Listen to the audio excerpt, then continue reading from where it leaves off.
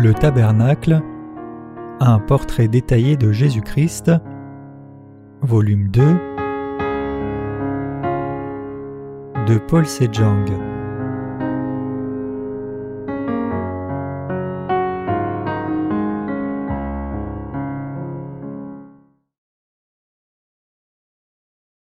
Nous ne sommes pas de ceux qui vont à la perdition à cause de nos péchés. Jean 13, versets 1 à 11. Avant la fête de la Pâque, Jésus, sachant que son heure était venue de passer de ce monde au Père, et ayant aimé les siens qui étaient dans le monde, mit le comble à son amour pour eux. Pendant le souper, lorsque le diable avait déjà inspiré au cœur de Judas Iscariote, fils de Simon, le dessein de le livrer, Jésus, qui savait que le Père avait remis toutes choses entre ses mains, qu'il était venu de Dieu et qu'il s'en alla à Dieu, se levait de table, ôta ses vêtements, et prit un linge dont il se ceignit. Ensuite, il versa de l'eau dans un bassin et il se mit à laver les pieds des disciples et à les essuyer avec le linge dont il était ceint. Il vint donc à Simon-Pierre, et Pierre lui dit « Toi, Seigneur, tu me laves les pieds ?» Jésus lui répondit « Ce que je fais, tu ne le comprends pas maintenant, mais tu le comprendras bientôt. » Pierre lui dit « Non, jamais tu ne me laveras les pieds. » Jésus lui répondit « Si je ne te lave, tu n'auras point de part avec moi. » Simon-Pierre lui dit « Seigneur, non seulement les pieds, mais encore les mains et la tête. » Jésus lui dit « Ce qui est lavé n'a besoin que de se laver les pieds pour être entièrement pur. Et vous êtes purs, mais non pas tous. » Car il connaissait celui qui le livrait. C'est pourquoi il a dit « Vous n'êtes pas tous purs. » Toute la parole de la Bible est un mystère pour les faux enseignants qui ne sont pas encore nés de nouveau. Ils essayent donc d'interpréter la parole de Dieu à leur propre manière avec des pensées humaines. Cependant, ils ne sont eux-mêmes pas convaincus de ce qu'ils enseignent. En conséquence, même parmi ceux qui croient en Jésus, il n'y en a pas beaucoup qui ont la conviction de leur salut. Pourquoi en est-il ainsi ? C'est parce qu'ils disent qu'ils croient en Jésus même s'ils ne connaissent pas clairement l'évangile de l'eau et de l'esprit. De tels chrétiens pensent qu'ils ne seront pas détruits parce qu'ils croient en Jésus. Mais ils doivent réaliser que d'un point de vue biblique, c'est un fait accompli qu'ils seront détruits, à moins qu'ils ne soient nés d'eau et d'esprit. C'est aussi une croyance générale de penser que bien qu'ils ne connaissent pas la vérité, parce qu'ils croient en Jésus aveuglément, des gens ne seront au moins pas détruits. Cependant, comme ils ne comprennent pas la parole écrite correctement, ils ne peuvent réaliser par la parole qu'ils sont vraiment dans l'erreur, ni qu'ils n'ont pas été sauvés comme il se doit. Ainsi, si des gens interprètent la parole de la Bible littéralement et s'y prennent avec leur propre doctrine basée sur leurs propres pensées, alors ces gens, même s'ils ont cru en Jésus, ne peuvent recevoir la rémission des péchés et finiront finalement en enfer à cause de leurs péchés. Ainsi, la Bible n'est pas quelque chose à déchiffrer à notre propre guise, mais nous devons nous attendre à Dieu pour nous donner la compréhension, au travers des saints qui sont nés de nouveau, avec la parole de la vérité. Nous devons aussi réaliser que toute la parole de Dieu est expliquée dans l'évangile de l'eau et de l'esprit. Jésus dit « Si quelqu'un ne naît d'eau et d'esprit, il ne peut voir le royaume de Dieu. » Jean 3, verset 5. Ceux qui connaissent et croient ce passage correctement peuvent effectivement être délivrés de tous les péchés et entrer dans le royaume des cieux. Jésus dit que seuls ceux dont le cœur ont été purifiés du péché en croyant dans l'évangile de l'eau et de l'esprit peuvent entrer dans les cieux. Mais si les gens croient sans comprendre l'évangile de l'eau et de l'esprit donné par le Seigneur, c'est-à-dire la vérité manifestée dans le fil bleu, pourpre et cramoisi et le fin lin retors du tabernacle, ils seront détruits à cause de leurs péchés. Ne serait-il pas consternant que nous soyons détruits pour nos péchés alors que nous avons cru en Jésus ? Cela m'attriste profondément de penser que bien qu'il y ait tant de gens dans ce monde qui croient en Jésus comme leur sauveur, beaucoup d'entre eux ne peuvent répondre avec confiance quand on leur demande s'ils sont vraiment convaincus qu'ils ont été sauvés de tout péché. Ce n'est pas une erreur de dire que tous les pécheurs, indépendamment du fait qu'ils professent croire en Jésus ou non, doivent être détruits à cause de leurs péchés. Combien de gens seraient réellement détruits tout en croyant en Jésus ? Matthieu 7 nous dit que bien que beaucoup de ceux qui croient au Seigneur disent à Jésus qu'ils ont prophétisé, chassé des démons et fait beaucoup de miracles en son nom, ils seront quand même rejetés par lui. Jésus a dit qu'il dirait à de telles personnes « Je ne vous ai jamais connus, retirez-vous de moi, vous qui commettez l'iniquité. » Matthieu 7, verset 23. Notre Seigneur dit que ce ne sont pas tous ceux qui invoquent son nom qui entreront aux cieux. Ainsi le Seigneur rejettera ceux qui ont mal compris l'évangile de l'eau et de l'esprit. Beaucoup de gens ne réalisent même pas encore qu'ils ont mal compris et mal cru en Jésus, une situation qui attriste notre Seigneur. Il y a trop de gens qui, inconscients du fait que le Seigneur les rejette réellement à cause de leur foi fausse, tendent à leur propre destruction. C'est pour cela que nos cœurs se lamentent pour les chrétiens de nom d'aujourd'hui. Ils croient en Jésus seulement vaguement, incapables d'atteindre une définition claire et biblique de ce qu'est le véritable évangile de l'eau et l'esprit. C'est pour cela que c'est une tâche si importante et urgente pour nous de prêcher l'évangile de l'eau et de l'esprit à chacun d'eux. Il est d'une importance critique que nous connaissions et croyions la vérité de l'évangile de l'eau et de l'esprit. Comment alors pouvons-nous connaître la vérité de l'évangile de l'eau et l'esprit? En entendant bien sûr les enseignements sur l'évangile de l'eau et l'esprit contenus dans la parole de Dieu. Nous devons réellement connaître et croire l'évangile de vérité et être appelés par Dieu ses saints. C'est en faisant cela que nous pouvons entrer dans le royaume de Dieu par la foi, recevoir la rémission des péchés par la foi et devenir ses propres enfants par la foi. C'est pour cela que le christianisme met l'accent sur le salut par la foi. Les religions du monde valorisent les actes de quelqu'un, mais la vérité véritable nous dit que le salut est le don de Dieu, non les œuvres humaines, de peur que quelqu'un ne se vante. Éphésiens 2, versets 8 et 9. Le vrai christianisme met en valeur le moyen d'être sauvé du péché et d'entrer dans les cieux en connaissant et croyant seulement l'évangile de l'eau et de l'esprit. Le passage principal d'aujourd'hui, dans Jean 13, parle aussi de l'évangile de l'eau et de l'esprit. Sachant que le temps était venu pour lui de mourir à la croix, Jésus a lavé les pieds de ses disciples. C'était juste avant la fête de la Pâque. La fête de la Pâque est d'une grande importance pour les Juifs. Comme c'était le jour où le peuple d'Israël a échappé à l'Égypte et a été sauvé de son esclavage, c'était devenu un grand jour férié pour les Juifs. Ainsi, le peuple d'Israël rappelait la fête de la Pâque de l'Ancien Testament et gardait le souvenir d'accomplir les rituels de la Pâque ensemble. Pendant le souper, Jésus rassembla ses disciples et leur dit quelque chose d'une grande signification. En lavant les pieds de ses disciples avant qu'il ne meure lui-même à la croix, il voulait leur enseigner la vérité qu'il a lavé leurs péchés actuels. Par l'arrivée de la fête de la Pâque, Jésus savait qu'il serait capturé comme l'agneau de la Pâque, serait crucifié, mourrait et ressusciterait des morts. Ainsi, Jésus voulait enseigner à ses disciples que, comme l'agneau sacrifié, il avait lavé même leurs péchés actuels. Autrement dit, il a lavé les pieds des disciples pour leur donner un enseignement très important avant de mourir à la croix.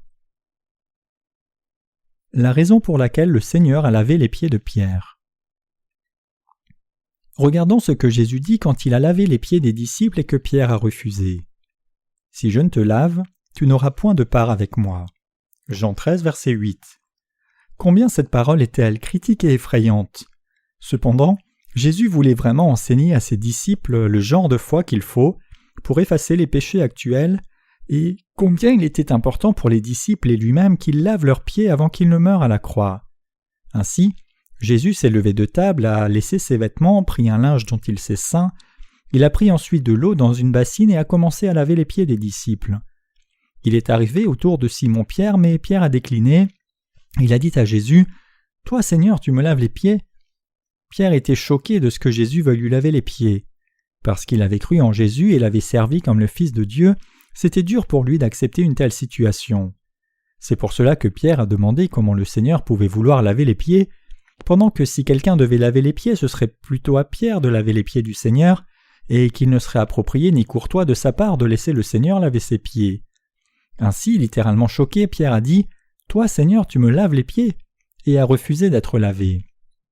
Jésus dit alors au verset 7 « Ce que je fais, tu ne le comprends pas maintenant, mais tu le comprendras bientôt. » Cela signifiait « Tu ne comprends pas maintenant pourquoi je fais cela, mais après que je serai mort à la croix, ressuscité des morts et monté aux cieux, tu réaliseras la raison pour laquelle j'ai lavé tes pieds. » Puis Jésus dit avec force « Si je ne te lave, tu n'auras point de part avec moi. » Si Jésus ne lavait pas les pieds de Pierre, Pierre et Jésus n'auraient rien eu à faire ensemble. Ne pas avoir de part avec Jésus signifie ne pas avoir de relation avec lui, et ainsi Pierre n'avait d'autre choix que d'avancer ses pieds vers Jésus. Jésus mit alors les pieds de Pierre dans la bassine, les lava, et essuya ses pieds avec le linge. Quand le Seigneur a dit à Pierre « Si je ne te lave, tu n'auras pas de part avec moi », Pierre, choqué par là, dit « Alors lave-moi plus de sorte que j'ai part entière avec toi, lave mes mains, ma tête et tout mon corps. » En entendant cela, Jésus dit alors « Celui qui est lavé n'a besoin de se laver que les pieds, il est entièrement pur. Vous êtes entièrement purs, mais pas tous d'entre vous. » Jésus mentionnait souvent ce qui rendait momentanément les gens perplexes et confus. Incapables de comprendre ce que Jésus dit, les gens ont tendance à mal comprendre, mal croire et à faire des choses bizarres. Ceux qui n'ont pas reçu la rémission des péchés en croyant dans l'évangile de l'eau et de l'esprit ne peuvent comprendre comme il faut ce que Jésus a dit à Pierre ici. Pourquoi ? Parce que ceux qui n'ont pas le Saint-Esprit ne peuvent pas comprendre le vrai sens de la parole de Dieu. N'importe qui ne peut pas réaliser la vérité révélée dans la Bible, même s'il est un génie avec des dons prodigieux de brillance mondiale. Pendant que de telles personnes comprennent clairement la parole des Écritures dans un sens littéral, s'ils ne connaissent pas la vérité de l'évangile de l'eau et d'esprit, ils ne peuvent pas compléter tout le puzzle et découvrir avec quel genre de foi ils peuvent laver les péchés actuels, peu importe qu'ils essayent. Le Seigneur dit « Celui qui est lavé n'a besoin que de laver ses pieds pour être entièrement pur, et vous êtes purs mais non pas tous. » Jean 13, verset 10. Ce passage est un passage très difficile à comprendre pour beaucoup de chrétiens aujourd'hui, car ils ne peuvent se convaincre eux-mêmes de ce passage ni du fait qu'ils ont déjà été remis de tous leurs péchés actuels ou non. Actuellement, ils prennent ce passage comme base de la doctrine des prières de repentance, l'une de ces dites doctrines orthodoxes dans le christianisme. Ils interprètent ce passage comme ceci.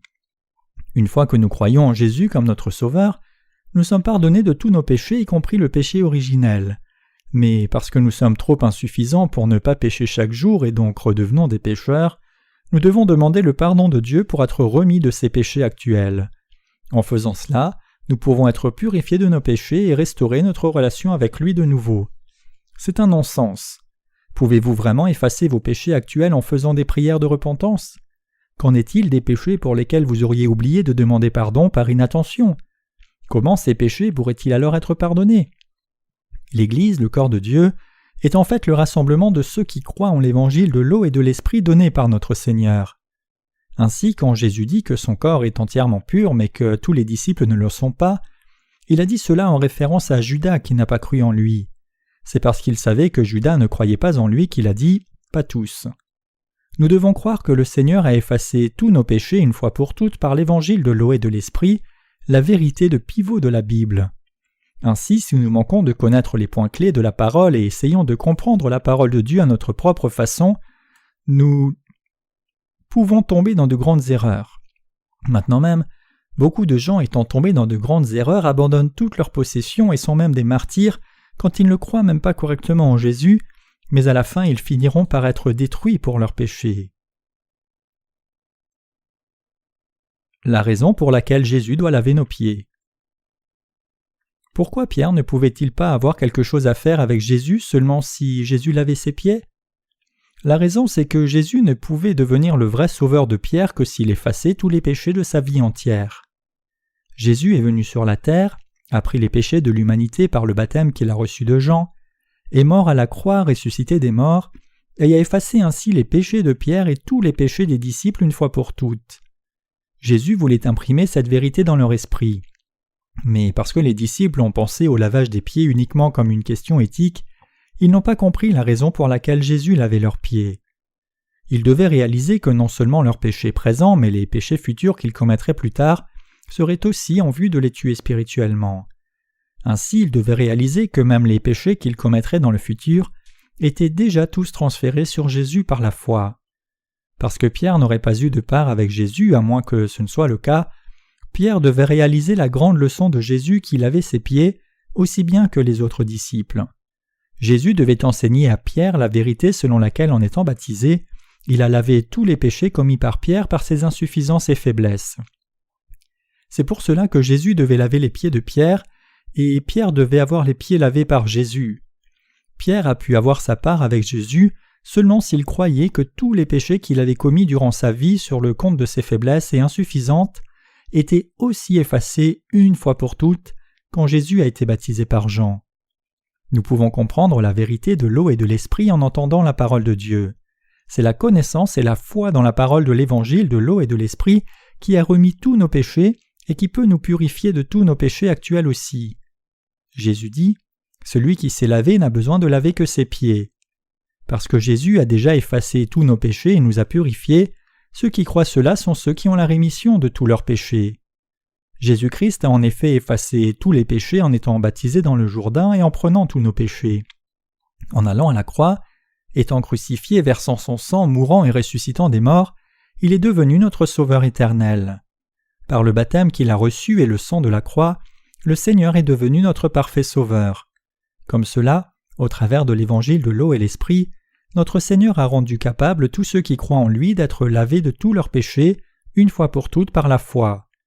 Ceux qui connaissent cette vérité et y croient peuvent être parfaitement remis de leurs péchés actuels aussi. Du point de vue de Dieu, il est vrai que toute l'humanité a été lavée de tous les péchés par les actes de justice de Jésus. Tout ce que nous avons à faire pour être réellement lavés de tous nos péchés, c'est recevoir cette grâce gratuitement en ayant foi dans l'évangile de l'eau et de l'esprit. N'est-ce pas cela? Bien sûr que oui. Par notre foi qui croit cette vérité, nous sommes devenus ceux qui ont déjà été lavés. Jésus dit que ceux qui ont effectivement été lavés n'ont besoin que de laver leurs pieds, car bien que nous péchions chaque jour pour notre part, Jésus a déjà pris tous les péchés quand il a été baptisé et nous a entièrement sauvés. En étant baptisé, Jésus a effacé tous les péchés de notre vie entière, et c'est en affirmant cela chaque jour pour notre part que nous pouvons être absous de nos péchés actuels. C'est ce que nous dit ce passage. La réalité, c'est que même ceux qui ont reçu la rémission des péchés en croyant en l'évangile de l'eau et de l'esprit, c'est-à-dire que Jésus a accepté tous les péchés par le baptême qu'il a reçu de Jean, est mort à la croix en portant les péchés du monde et ressuscité des morts, ils vivent encore leur vie en péchant parce qu'eux aussi ont la chair.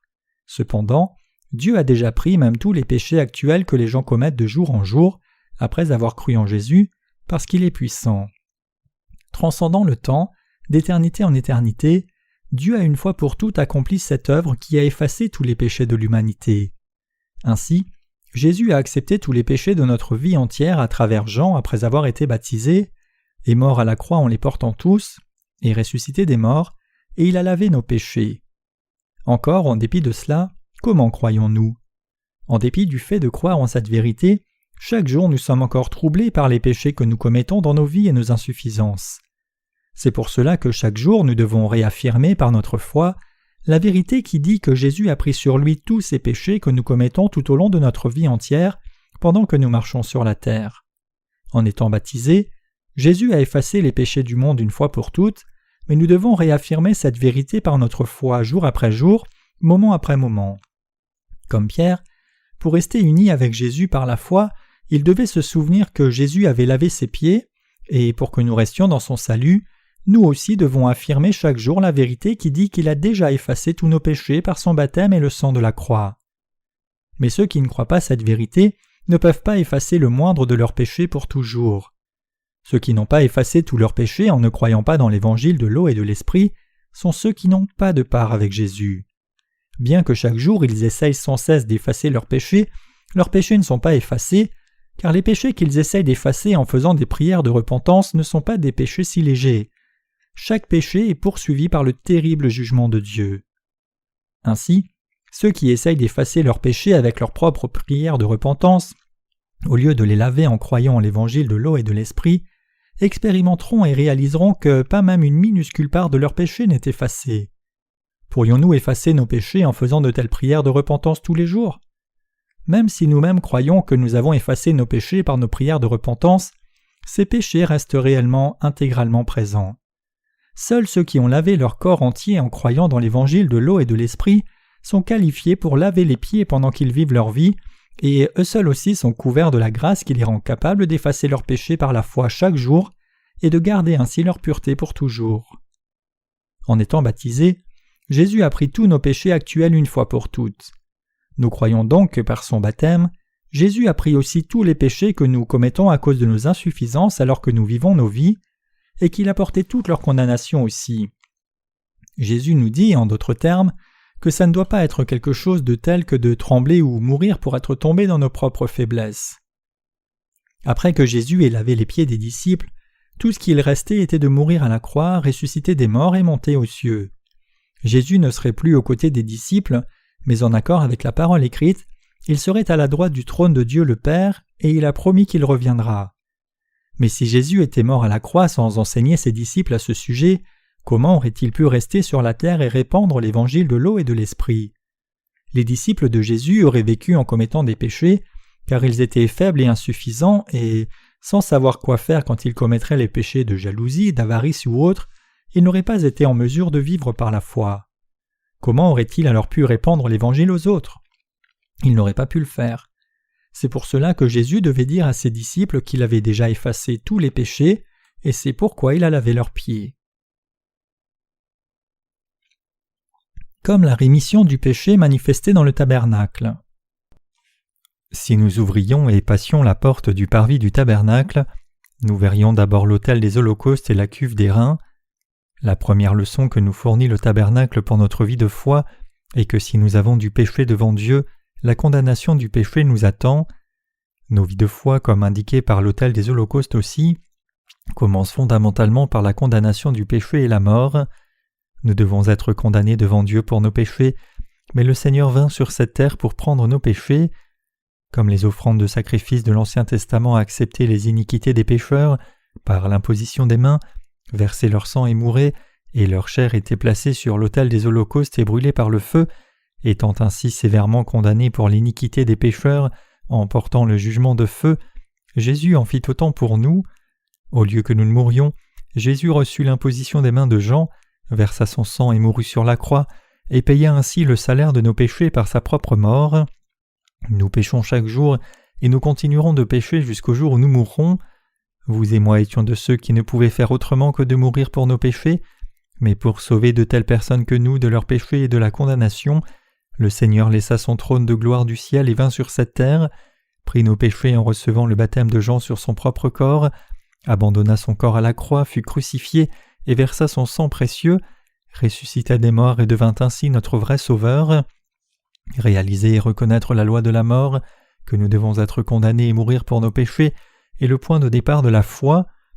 Seuls ceux qui savent et croient qu'ils doivent mourir pour leurs péchés peuvent devenir ceux qui peuvent prendre le bain de la purification du péché et recevoir la rémission du péché en transférant tous leurs péchés sur Jésus par la foi. La vraie foi commence par une telle croyance, et nous qui avons commencé par cette croyance sommes devenus entiers en confirmant notre foi dans le fait que Jésus-Christ a effacé tous les péchés que nous commettons sur une base quotidienne et effacé même les péchés que nous allons commettre dans le futur. Même le souverain sacrificateur et ses fils, montrés dans le tabernacle, donnaient leur holocauste chaque matin et soir. Ils apportaient régulièrement leur offrande de sacrifice, posaient leurs mains sur sa tête, versaient son sang et l'offraient à Dieu. C'est pour cela qu'il n'y avait pas de chaise dans le tabernacle. En d'autres termes, ils continuaient de donner des offrandes tout le temps, si bien qu'ils n'avaient pas le temps de s'asseoir et d'attendre. Ainsi, nous sommes des gens qui péchons sans cesse et ne pouvons éviter son jugement pour ces péchés, mais Jésus-Christ nous a pleinement sauvés de tous nos péchés, par le baptême qu'il a reçu et par son sang versé. Nous devons débuter notre foi en croyant que nous ne pouvons faire autrement que toujours mourir pour nos péchés. Pour des gens comme nous, Jésus est venu sur cette terre et a pris nos péchés une fois pour toutes en étant baptisé. Ayant pris nos péchés par son baptême, Jésus-Christ a porté alors tous les péchés à la croix et a payé le salaire de ses péchés par son sang versé en abandonnant sa propre vie. Et ressuscitant des morts, il est devenu notre Sauveur éternel. Romains 6, 23 déclare « Car le salaire du péché c'est la mort, mais le don gratuit de Dieu c'est la vie éternelle en Jésus-Christ notre Seigneur. » Nous étions réellement quelqu'un qui devait mourir pour ses péchés, mais Jésus-Christ nous a sauvés parfaitement. En d'autres termes, en étant baptisés, mourant sur la croix et ressuscitant des morts, notre Seigneur nous a donné la rémission du péché et la vie éternelle. Croyez-vous cela? C'est là que commence la foi. Par hasard, ne pensez-vous pas « Je ne peux plus suivre Jésus parce que je suis trop insuffisant » Pensez-vous peut-être que vous êtes trop dégoûtant et charnel et que même si vous croyez en l'évangile de l'eau et l'esprit, il vous est trop dur de rester attaché? C'est la foi qui retourne vers la perdition. Regardons Hébreux 10, versets 36 à 39. « Car vous avez besoin de persévérance afin qu'après avoir accompli la volonté de Dieu, vous obteniez ce qui vous est promis. Il est dit que nous ne sommes pas de ceux qui vont à la perdition. Ceux qui croient cette vérité sont persécutés, dépités et font face à des difficultés, mais l'héritage des cieux qui ne déclinera jamais nous attend. Tout ce qui est dans le ciel nous attend, à nous qui sommes les propriétaires. Hébreux 10, versets 34 et 35 dit « En effet, vous avez eu de la compassion pour les prisonniers, et vous avez accepté avec joie l'enlèvement de vos biens, sachant que vous avez des biens meilleurs et qui durent toujours. N'abonnez donc pas votre assurance, à laquelle est attachée une grande rémunération. » C'est juste. Pour vous et moi qui croyons en l'évangile de l'eau et de l'esprit, l'héritage des cieux nous attend. Dieu a donné les cieux en don d'héritage à ceux qui ont reçu la rémission du péché. C'est pour cela qu'il nous dit de ne pas laisser de côté notre confiance en sa promesse. Sachant que nous allons recevoir une grande récompense pour notre foi, nous ne devons pas retourner à la perdition, mais nous devons rendre notre foi encore plus ferme et ne pas mettre de côté notre confiance. Nous devons avoir la foi qui croit dans l'évangile de l'eau et de l'esprit, la vérité réelle, combattre le combat spirituel jusqu'à la fin, sauver les âmes et vaincre. Nous les saints devons posséder cette foi certaine qui croit dans l'évangile de l'eau et de l'esprit. Nous devons avoir cette foi dans ce que, bien que nous soyons si insuffisants, que nous péchons chaque jour de notre vie sur la terre, le Seigneur nous a sauvés entièrement en étant baptisés par Jean et en versant son sang à la croix pour nous. C'est par cette foi que nous pouvons avoir une grande confiance et vivre nos vies dans la justice jusqu'à la fin du monde. Nous devons venir devant Dieu par la foi, courir la course de la foi dans ce vrai évangile, répandre l'évangile et vivre nos vies en servant l'évangile. C'est pour cela que la Bible nous dit « Car vous avez besoin de persévérance, afin qu'après avoir accompli la volonté de Dieu, vous obteniez ce qui vous est promis. » Hébreux 10, verset 36. Le juste vivra par la foi. Hébreux 10, versets 38 et 39. Nous qui vivons avec la foi en l'évangile de l'eau et de l'esprit, sommes ceux qui peuvent aussi sauver les autres de tout péché. Quand c'est le cas, en dépit du fait d'avoir la foi qui peut sauver les autres de tout péché, comment pourrions-nous retourner à la perdition? Si nous ne gardons pas nos regards fixés sur l'évangile de l'eau et de l'esprit, alors notre foi va décliner et nous finirons par tomber dans les griffes de la mort pour mourir entièrement. Ayant reçu la rémission du péché, notre tâche maintenant est de continuer de courir avec notre foi suivant la volonté de Dieu, de ne pas tomber dans nos propres faiblesses, sans rester où nous sommes et finir par mourir. Nous qui croyons en l'évangile de l'eau et de l'esprit, ne sommes pas de ceux qui retournent à la perdition. Nous sommes ceux qui ont le genre de foi qui peut sauver l'âme d'autres personnes aussi. Si nous sommes de telles personnes, comment pourrions-nous tomber et mourir à cause de nos faiblesses? Nous ne pourrions pas le faire. Ceux qui croient en l'évangile de l'eau et de l'esprit ne sont pas de ceux qui retournent à la perdition. Peu importe combien insuffisants et faibles vous et moi pouvons être, nous sommes les justes qui vivons notre vie de foi avec une grande conviction de l'évangile de l'eau et de l'esprit. Vous et moi devons réfléchir au fait de savoir où commence notre foi, sortir de la perdition et vivre par la foi. Fondamentalement, nous étions quelqu'un qui ne pouvait faire autrement que de mourir pour ses péchés, mais en croyant en l'évangile de l'eau et de l'esprit, l'évangile au travers duquel notre Seigneur nous a sauvés, vous et moi, de tout péché, nous avons reçu le salut éternel. En d'autres termes, parce que nous avons débuté notre foi en reconnaissant complètement toutes nos faiblesses, insuffisances, incapacités, le mal à 100%, en ayant reçu la rémission des péchés, nous marchons sur cette terre en péchant, nous ne vaincrons pas par contre si nous ne transférons pas tous nos péchés sur Jésus-Christ, en croyant dans l'évangile de l'eau et l'esprit, et les effaçons par la foi dans ce baptême. C'est pour cela que nous devons réaliser certainement que nous ne sommes pas de ceux qui retournent à la perdition, mais nous devons réellement vivre nos vies par la foi.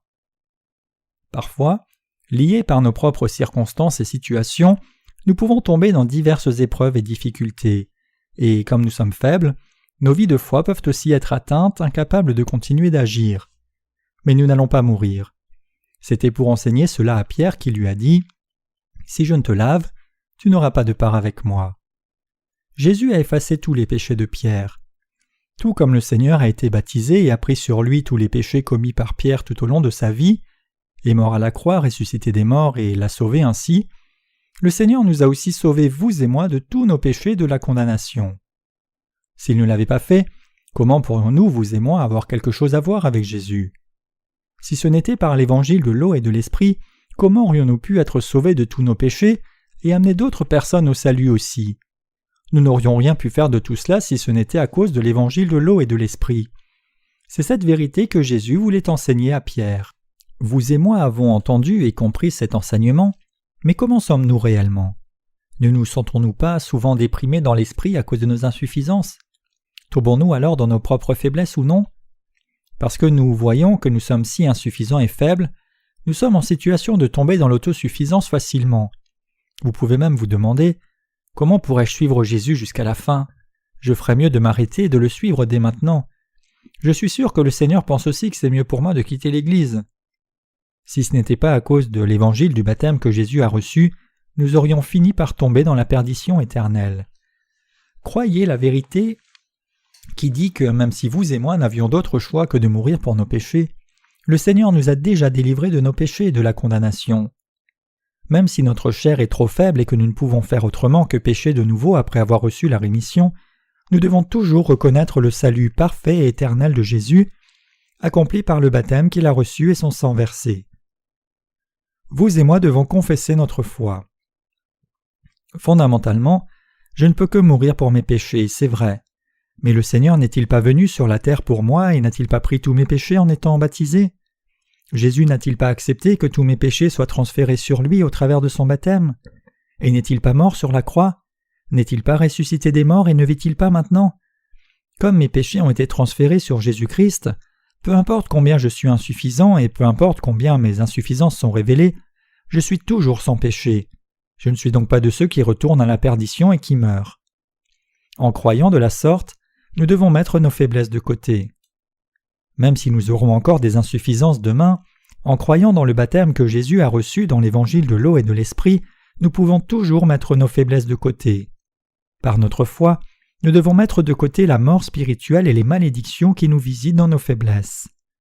Nous devons ruminer cette vérité aussi souvent que nous le pouvons en disant « Le Seigneur m'a sauvé ». Comme tous mes péchés ont été transférés sur le Seigneur, ai-je encore du péché ou non? Bien sûr que non. En croyant ceci, nous pouvons mettre de côté nos faiblesses et nos péchés, affirmer l'évangile de l'eau et l'esprit une fois de plus, et valider le fait que nous avons été parfaitement sauvés par la foi. C'est ainsi que nous pouvons courir vers Dieu chaque jour. Tout péché a disparu quand Jésus a été baptisé. Frères et sœurs, quelle importance avait cette parole que Jésus a dite à Pierre et aux disciples? Il a lavé leurs pieds pour qu'ils se tiennent fermement sur l'évangile de l'eau et de l'esprit même après sa mort, particulièrement quand ils tomberont dans leur faiblesse. Si Jésus n'avait pas lavé les pieds de Pierre et des autres disciples, que se serait-il passé pour les disciples quand Jésus est mort à la croix, qu'il est ressuscité des morts après 3 jours et qu'il est monté dans le royaume de Dieu? Comment les disciples auraient-ils résolu leurs faiblesses quand elles allaient être révélées?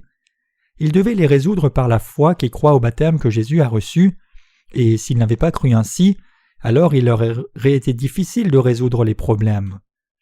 Nous devons résoudre le problème de nos faiblesses et des péchés actuels par la foi, qui connaît et croit la vérité manifestée dans le fil bleu, pourpre et cramoisi, et le fin lin retors, les ministères de Jésus.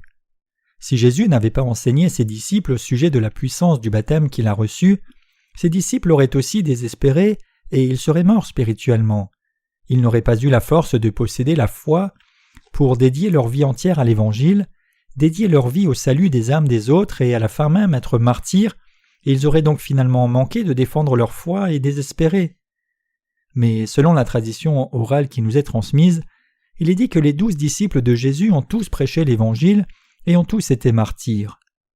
Parmi les 12 disciples de Jésus, le nom du disciple qui avait le plus de doutes était Thomas, mais même ce Thomas s'est rendu en Inde et il a été martyr là-bas. Alors, où était cette foi qui rendait les disciples de Jésus capables d'être martyrs? Cette foi pleine de confiance, qui dit que Jésus a pris tous les péchés de leur vie entière en étant baptisés, qu'ils étaient devenus parfaitement purs comme tous leurs péchés avaient été transférés sur Jésus, et qu'ils étaient pleinement devenus les enfants de Dieu et hériteraient du royaume, c'est précisément parce qu'ils avaient cette foi-là qu'ils ont pu répandre l'évangile de l'eau et de l'esprit sur la terre et aller vers Dieu quand il les a appelés. Chacun de nous, en d'autres termes, peut aussi être martyr avec cette foi si Dieu le désire ainsi. Quand Pierre a renié Jésus 3 fois dans la cour de Pilate, il a réalisé encore plus ce que Jésus voulait dire quand il lui avait dit « Si je ne te lave, tu n'auras pas de part avec moi ». Après que Jésus soit monté au ciel, Pierre et les autres disciples de Jésus ont réalisé pourquoi Jésus avait lavé leurs pieds, et ils ont cru et prêché l'évangile de l'eau et l'esprit avec une grande conviction. Les chrétiens d'aujourd'hui s'ils ne connaissent pas cette vérité contenue dans le baptême de Jésus, trouveront aussi difficile de vivre leur vie de foi et risquent de cesser de croire en lui. Si nous sommes liés par nos propres faiblesses, nos consciences seront corrompues par notre incapacité à résoudre ce problème, et à cause de nos consciences corrompues, nous ne serons plus capables d'aller à l'Église. C'est vrai pour tout un chacun des membres de son Église, même pour nos enfants. Frères et sœurs, si vous étiez liés par le péché, seriez-vous capables d'adorer Dieu? Aujourd'hui, même ceux qui ne sont pas nés de nouveau vont à l'Église, font des prières de repentance pour les péchés et adorent Dieu, et ils le font parce qu'ils ne croient en Jésus que dans une démarche religieuse. Mais pour ceux qui croient dans l'Évangile de l'eau et de l'Esprit, s'ils sentent que leur âme a du péché à cause de leur faiblesse et y sont liés, ils ne peuvent venir devant Dieu et l'adorer. Dans des temps comme cela, nous devons purifier nos âmes en croyant dans la puissance du baptême que Jésus a reçu, en croyant que Jésus a pris tous nos péchés au travers de son baptême. Ces chrétiens de nom qui sont ignorants de la vérité de l'Évangile de l'eau et de l'Esprit ne connaissent pas la base de la foi, et ils essayent donc aveuglément d'être remis de leurs péchés par leurs prières de repentance. Tout comme ceux qui suivent les religions du monde aveuglément supplient leur Dieu en plaidant « Je t'en prie, s'il te plaît, efface mes péchés et bénis-moi et ma famille. Je ferai quelque chose, je t'apporterai plus d'offrandes, je ferai de bonnes œuvres. S'il te plaît, efface mes péchés. » De tels chrétiens de nom suivent une religion de leur propre fabrication. Jésus dit à Pierre « Ce que je fais, tu ne le comprends pas maintenant, mais ensuite tu le comprendras. Si je ne te lave, tu n'auras pas de part avec moi. » Si les disciples de Jésus n'avaient pas réalisé la vérité cachée dans cette parole même ensuite, ils n'auraient pas pu naître de nouveau dans l'évangile de l'eau et de l'esprit donné par Jésus, ni faire les œuvres qui ont sauvé même les autres du péché. Si Jésus, en lavant les pieds de Pierre, n'avait pas placé en lui la conviction du salut parfait au travers du baptême qu'il a reçu, Pierre n'aurait pas été capable d'être martyr et d'accomplir son rôle de dirigeant dans l'Église de Dieu. Si ce n'était à cause de la vérité de l'évangile de l'eau et de l'esprit, nous n'aurions pas été capables de venir devant Dieu, ni de lui donner l'adoration de la foi à cause du péché, à cause des péchés que nous continuons de commettre. Ceux qui ont été purement remis de leurs péchés en croyant en l'évangile de l'eau et de l'esprit peuvent venir dans son Église. Ils sont capables d'effacer leurs péchés par la foi, où qu'ils soient. Tout comme le Seigneur dit que ceux dont les corps entiers sont purs n'ont besoin de laver que leurs pieds, même quand nous péchons par nos faiblesses, nous devons nous souvenir et croire que de tels péchés ont aussi été transférés sur Jésus quand il a été baptisé. Nos péchés ont été transférés sur Jésus quand Jésus a été baptisé. Matthieu 3, verset 15. Si les péchés qui étaient dans nos cœurs ont été transférés sur Jésus, avons-nous ou n'avons-nous pas de péché? Nous n'avons pas de péché. Parce que nos péchés ont été transférés sur Jésus une fois pour toutes au travers de son baptême, nous sommes devenus purs comme nos péchés ont été effacés par la foi, et parce que nous sommes purs, peu importe combien nous puissions être insuffisants, nous sommes toujours des sacrificateurs devant Dieu. C'est pour cela que ceux qui croient en l'évangile de la vérité de l'eau et de l'esprit peuvent sortir de leur faiblesse et venir à Dieu par la foi, faire ses œuvres par la foi, le remercier pour le salut qu'il leur a donné, lui donner des louanges qui le glorifient, et répandre l'évangile de l'eau et de l'esprit aux autres aussi. Ce que je fais, tu ne le comprends pas maintenant, mais tu le comprendras bientôt. Connaissez-vous cette vérité quand vous avez premièrement reçu la rémission du péché? Certainement pas. Cependant, nous avons tous entendu cet enseignement et maintenant nous l'avons connu. Bien que vous et moi péchions chaque jour et que nos insuffisances soient révélées, tout comme Jésus a lavé les pieds de Pierre, il a aussi lavé nos pieds chaque jour. Au début, nous étions réjouis quand nous avons premièrement cru que les péchés qui étaient dans nos cœurs depuis longtemps et les péchés que nous avions commis récemment avaient tous été transférés sur Jésus. Mais nous avons vu combien nos insuffisances sont révélées et combien nous sommes liés par nos faiblesses même après avoir reçu la rémission du péché. Dans de tels moments, c'est en sachant et croyant que Jésus a pris même ces péchés-là par son baptême que nous pouvons réellement transférer sur lui tous les péchés que nous commettrons, y compris dans le futur aussi. Les justes alors, pêchent-ils à cause de cela? Ils ne le font pas. Romains 1,17 dit « Le juste vivra par la foi ». Quelques personnes se sont levées contre l'évangile de l'eau et de l'esprit en disant de façon absurde « Faisons le mal pour que le bien vienne ». Romains 3, verset 8.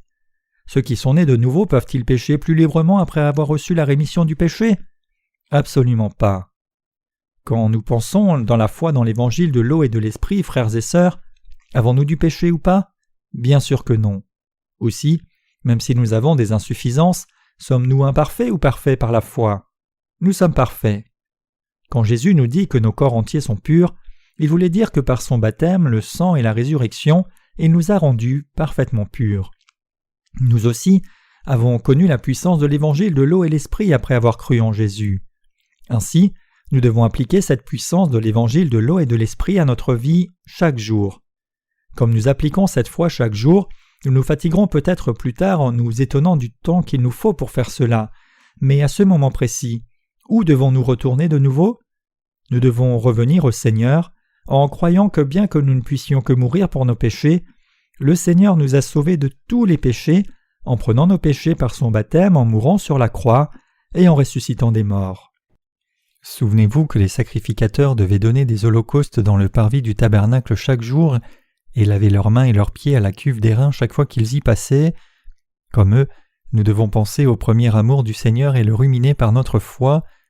Nous ne pouvions que mourir fondamentalement, mais le Seigneur prit nos péchés et les effaça, et en étant condamné pour nos péchés à la croix, il a amené la condamnation du péché à sa fin complète. De cette façon, par le baptême et le sang du Seigneur, il nous a sauvés parfaitement de tous nos péchés et de la condamnation. Chaque jour, nous devons graver dans nos cœurs cet amour qui nous a pleinement sauvés, nous qui ne pouvions que mourir, et venir devant Dieu par la foi qui croit en cela. Nous n'avions d'autre choix que de mourir, mais à cause du Seigneur, nous avons été parfaitement sauvés et sommes devenus les enfants de Dieu parfaitement justes. Quand le Seigneur nous a-t-il donné une telle foi, ne devrions-nous pas toujours avoir cette foi avec nous? Nous sommes les pèlerins qui vivent sur cette terre pour un temps puis qui partent. Le mot pèlerin signifie voyageur. Voyageurs signifie ceux qui se déplacent d'un endroit à un autre. Nous sommes les voyageurs qui restons à un endroit pour un court temps seulement puis qui partent pour un autre endroit quand nous avons fini notre mission. Nous sommes les pèlerins qui allons retourner au royaume de Dieu après avoir vécu dans ce monde pour seulement un court temps. Comme nous vivons nos vies de pèlerins qui passent sur cette terre et vont au royaume des cieux, il y a des temps où nous voudrions pouvoir partir et disparaître de la terre. Il y aura des temps où vous aussi voudrez en faire autant, charnellement et spirituellement. Des temps comme cela pourront venir parce que pendant que vous êtes bien, les circonstances ne sont pas si idéales, ou pendant que vos circonstances sont bonnes, les mauvaises pensées de votre chair continuent de s'élever. Pour nous qui sommes comme cela, notre Seigneur a donné la parole qui nous est si nécessaire. Ce que je fais, tu ne le comprends pas maintenant, mais tu le comprendras bientôt. Oui, maintenant nous savons, comme nous vivons nos vies en pèlerins, quand bien même nos nombreuses insuffisances sont révélées, et quand bien même nous sommes liés par nos faiblesses et saisis par nos circonstances, nous devons nous souvenir que nous avons pleinement reçu la rémission du péché en croyant dans le baptême de Jésus qui a effacé même ces choses et dans le sang de la croix. En croyant dans l'évangile de l'eau et de l'esprit, nous avons parfaitement reçu la rémission du péché. Quand nous regardons au tabernacle, nous découvrons combien il est élaboré. Comme manifesté dans l'autel des holocaustes, le salaire du péché c'est la mort. Parce que nous péchons chaque jour, nous devions être condamnés et mis à mort chaque jour pour ces péchés. Dans l'autel des holocaustes, la vérité selon laquelle Jésus-Christ vint comme l'agneau sacrificiel, reçut l'imposition des mains et mourut à notre place est manifestée. Passant l'autel des holocaustes, la cuve d'airain apparaît, où nous ruminons sur l'évangile de l'eau et de l'esprit pour nous purifier de nos péchés que nous commettons chaque jour. Cet évangile de l'eau et de l'esprit est la vérité parfaite qui nous a sauvés de nos péchés originels et actuels. Quel est le don de Dieu qui est en Jésus-Christ notre Seigneur? N'est-ce pas la rémission du péché et la vie éternelle? Le Seigneur nous a sauvés parfaitement, il nous a sauvés pleinement, nous qui devions mourir pour nos péchés. Tous les péchés que nous commettons pendant toute notre vie ont été effacés par notre foi dans l'eau et le sang, et par la parole selon laquelle le Seigneur a lavé nos pieds. Parce que le Seigneur prit tous nos péchés quand il fut baptisé, et tous les péchés que nous commettons dans toute notre vie ont été transférés sur lui, Jésus-Christ portant nos péchés fut condamné pour eux sur la croix et mourut, ressuscita des morts, et est ainsi devenu notre parfait Sauveur. C'est quand nous croyons pleinement en ce Jésus-Christ que nous devenons entiers. Et bien que notre chair soit insuffisante, comme nous avons la foi parfaite, nous allons vivre une vie bénie spirituellement et entrer dans le royaume éternel de Dieu. N'êtes-vous pas comme Pierre maintenant? Tout comme Jésus a lavé les pieds de Pierre, n'a-t-il pas aussi lavé vos pieds? C'est vrai que Jésus a aussi lavé nos pieds chaque jour. C'est pour cela que Jésus a pris tous nos péchés en étant baptisé, et pour ces péchés il est mort à la croix à notre place. puis il a ressuscité des morts après 3 jours. Ainsi, au travers de son baptême, son sang à la croix et sa résurrection, Jésus est devenu notre parfait Sauveur. Nous croyons pleinement en Jésus-Christ. C'est par la foi que nous adorons Dieu pleinement et c'est par la foi que nous faisons ses œuvres pleinement. Nos actes ne peuvent être parfaits.